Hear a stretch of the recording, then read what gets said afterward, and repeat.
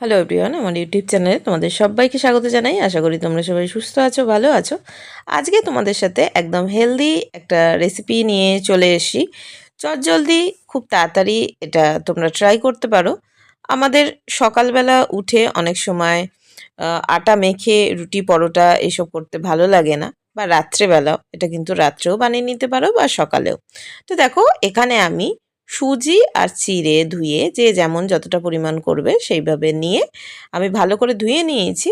ধুয়ে নিয়ে একটা মিক্সার জারের মধ্যে দিয়ে নিচ্ছি।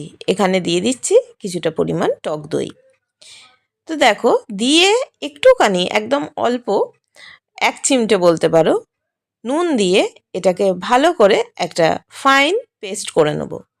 দেখো, নুনটা দিয়ে নিচ্ছি, দিয়ে চলো এটাকে আগে একটা ফাইন পেস্ট করে নিই। তো দেখো, অলরেডি ফাইন পেস্ট করে নিয়ে আমি এটাকে একটা বাটির মধ্যে ঢেলে নিয়েছি। এখানে দিয়ে দিচ্ছি গ্রেট করে রাখা গাজর, কাঁচা লঙ্কা কুচি আর পেঁয়াজ কুচি।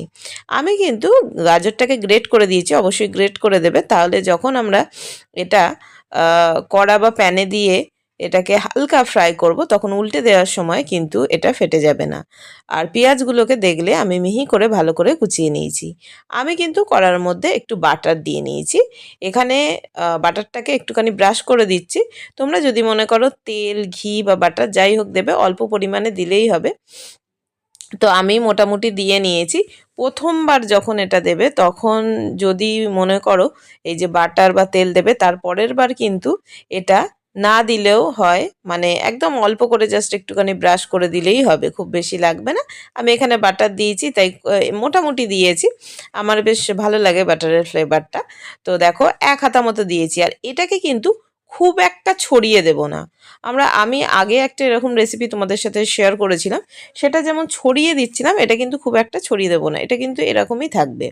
তো প্রায় দেখো হয়ে এসছে, আমি উল্টে দিচ্ছি। দেখো, আরেকটু আছে, আমি রেসিপিটা যেহেতু শেয়ার করছি, এইখানটা কিন্তু আরেকটু পুরো হলে বুঝতে পারবে, হালকা একটুখানি কাঁচা কাঁচা আছে। তো আমি উল্টে দিচ্ছি, যেহেতু ভিডিওটা করছি, ভিডিওটা লেট হয়ে যাবে বলে। কিন্তু তোমরা আরেকটু রাখবে, যখন ওপর দিয়ে ড্রাই হবে সেটা দেখে বুঝতেই পারবে। তো যাই হোক, দেখো এই দিকটা এরকম হয়ে আছে, আমি আর একবার এদিকটা সেঁকে নেবো। হয়ে গেছে। তো চলো, দেখো আমি একটা প্লেটের মধ্যে তুলে নিয়েছি। চলো, এইভাবে আমি সমস্তগুলোই করে নেবো। এই যে দেখো, দেখাচ্ছি, দেখছো ড্রাই হয়ে গেছে, আর উপরে আমি আরেকটুখানি বাটার দিয়ে দিয়েছি। তো তোমরা কিন্তু এটা অপশনাল, ওপরে বাটারটা নাও দিতে পারো। তো একদম হেলদি একটা ব্রেকফাস্ট রেসিপি। ভালো লাগলে অবশ্যই জানিও কমেন্ট বক্সে কীরকম লাগলো। Thanks for watching. সবাই খুব ভালো থেকো, টাটা।